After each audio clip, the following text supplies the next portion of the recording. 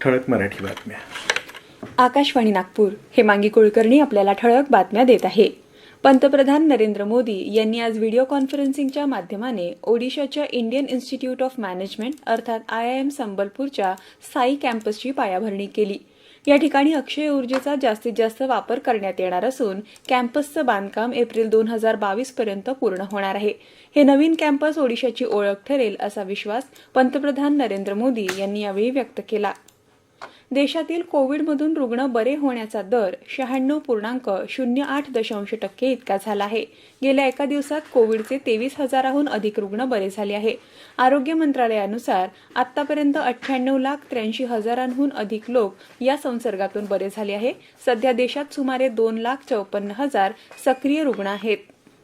राज्यात काल 3,524 नवीन कोविड बाधित रुग्ण आढळले. त्यामुळे राज्यातली एकूण रुग्णसंख्या 19,35,636 इतकी झाली आहे.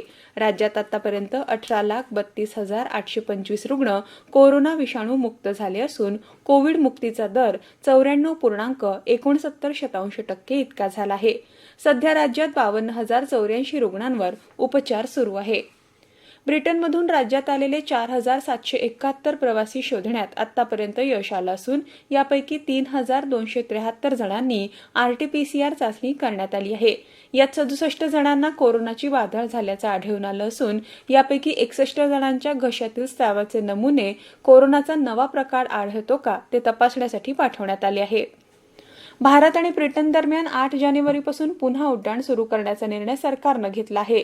ब्रिटनमध्ये कोविड-19च्या नव्या स्वरूपाचा प्रसार रोखण्यासाठी दोन्ही देशांमधील उड्डाणं रोखण्यात आली होती. नागरी उड्डयन मंत्री हरदीप सिंग पुरी म्हणाले की 23 जानेवारीपर्यंत भारत आणि ब्रिटन दरम्यान दर आठवड्याला 30 उड्डाणं सुरू होतील. वारंवार हात धुणे, मास्क वापरणे आणि सुरक्षित अंतर पाळणे या त्रिसूत्रीचा अवलंब करा आणि सुरक्षित रहा. याबरोबरच हे ठळक बातमीपत्र संपलं. नमस्कार.